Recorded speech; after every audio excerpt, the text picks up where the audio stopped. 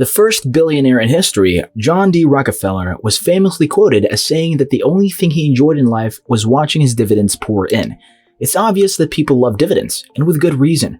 After all, according to some studies, dividends accounted for 60% of the overall return on the S&P 500 over a 20-year period. But be aware that there are risks. A terrific dividend stock that could suddenly become a disappointment. So let's go over the good, the bad, and the ugly in today's content before you start looking for dividends. Hey, welcome to Stock Market Mate. Before we get into the video, do leave a like and subscribe to our channel. If you're done with that, let's get started. When it comes to financial success tales, capital appreciation always receives the most praise. Consider all the stories you've heard about people who bought investments for a few dollars with the intention of selling them for millions later. However, it's not the only part of your overall return. After all, if you hold stocks that generate dividends, a portion of your income will come from the money you get, and many people in the investment world live for that additional cash flow. In fact, it's not unusual for investors to concentrate all of their assets on dividend-paying equities, and who can blame them? Dividends have many advantages and are comparable to an allowance for adults. They also offer a slightly more stable return than stocks, unlike stock prices. But be warned, it's not as simple to follow a dividend investment strategy as it is to seek out the biggest returns. Before choosing a dividend stock, there is a lot to learn, and what can appear to be a fantastic source of money could instead be a hidden ticking time bomb. So let's take a thorough look at dividends today, including who pays them, why people value them so highly, and what to look out for when looking for them. Who has dividends? Theoretically, a firm pays a dividend when it thinks it won't be able to make a reasonable return on its investment, reinvesting the funds in its business. Due to this, older, larger corporations, also known as blue-chip companies, often pay dividends to younger, faster-growing companies before reinvesting their earnings. However, other factors outside the company's age also influence whether it will pay a dividend. The company or sector it belongs to has an impact. As you can see, some companies are simply more suitable to pay dividends than others. Take regulated utilities as an example. These businesses typically have long-term contracts with customers to supply municipalities with power, which keeps their income flow generally predictable and steady, and it frequently takes a while for expansion initiatives to get the appropriate approval. Internet businesses, on the other hand, face fewer growth constraints while operating in a fast, expanding, and constantly changing environment. Given their stable operations, utility companies are more likely to pay a greater dividend as a result of these distinctions. Thus, the who have dividends is rather simple to understand. Why do people love dividends so much? Nevertheless, why do people love them so much might not be obvious right away. After all, does it really matter if we receive a return in the form of a dividend if firms may increase their capital by keeping their profits?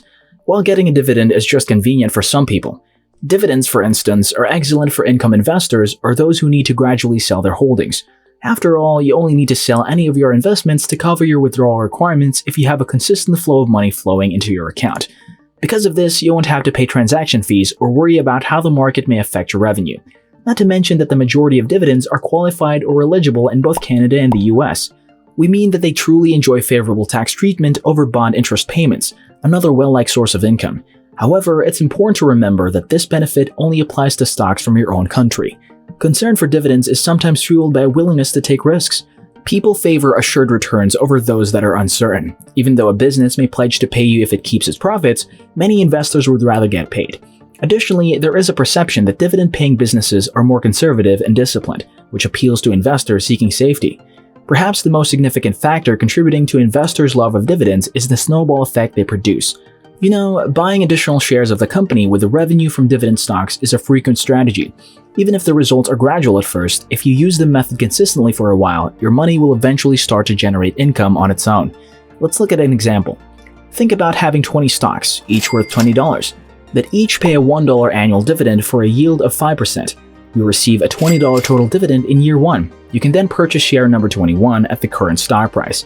This means that going forward, you'll get $21 rather than 20. However, if you spend more each year on stock purchases, your dividends will increase. Consequently, you're able to rise the number of shares you purchase each time. And if you continue in this manner, after 10 years you will have about 33 shares earning you a total of $33 every year. It's the ideal cycle. Dividends increase when you purchase more shares. It does, however, get better. With this example, we can see that simply by reinvesting our fixed dividends, we can earn 5% annually. However, payouts aren't always constant. Your dividend might increase if the company in which you're invested in is genuinely expanding. After all, shareholders ought to receive a higher profit distribution per share if the company is making more money every year. If we assume a 5% dividend growth rate by year 10, we will only be receiving just under $60 per year. and the pace of increase will be accelerating. Because of this, people still love dividends. Your world essentially multiplies itself without any change in share price. Your dividends are used to purchase new shares. The more dividends you receive from those more shares, the more you may buy while still receiving more money per share. DRIP, or Dividend Reinvestment Plan. We let this some time to continue. We can see that it works out quite well for you. Not to mention that you will have additional shares to profit from if the share price increases. And if those outcomes weren't enough to satisfy you, some shares offer a feature known as a DRIP, or Dividend Reinvestment Plan, that enables you to automatically invest your dividends in new shares at no cost. Some DRIPs even permit you to purchase shares below market value. Therefore, if transaction costs or effort are a concern for you, you may now have all this happen without your involvement. That is a very powerful set of mechanisms that are operating in your favor. Imagine what we could do if we purchased stocks with a 10% yield if the yield was even only 5%. Why high-yielding companies can be a danger to investors. This is when we encounter a slight dividend damper. You see, you're correct to believe that a corporation with a greater yield will provide you with a better return. After all, yield is the dividend of a company divided by its price. Therefore, if we purchase a stock with a 10% yield, we may expect to make 10% from dividends alone. But unfortunately, investing in high-yielding businesses may be extremely risky.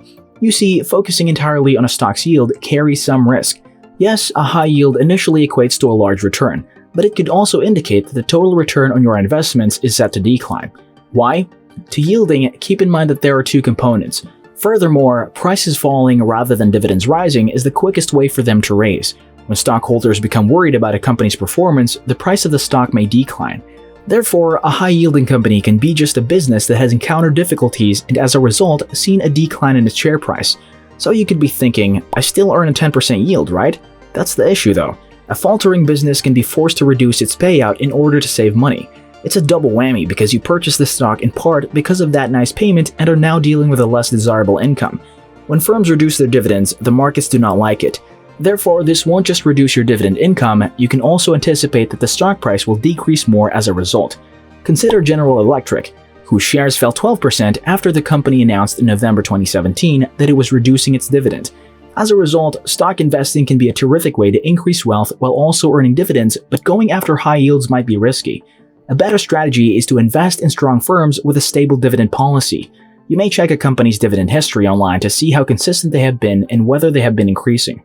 Additionally, you should investigate a company's payout percentage in order to confirm the sustainability of the payment. This reveals the percentage of a company's profits that are distributed to investors. Additionally, if it keeps going up over time, it can indicate that a business is having trouble paying dividends. Dividend techniques may be helpful for investors with income requirements, but it's not only about having high yield rates. After all, you must be sure that your holdings can support you if you want them to generate income for you. Well, that's about it for today. If you found this video helpful, kindly click the like and subscribe button. Also, you might want to leave a comment below. We love hearing from you. Thank you for watching, and we'll see you in the next video. If you enjoyed this video, you're going to want to watch one of these two videos right here. Enjoy!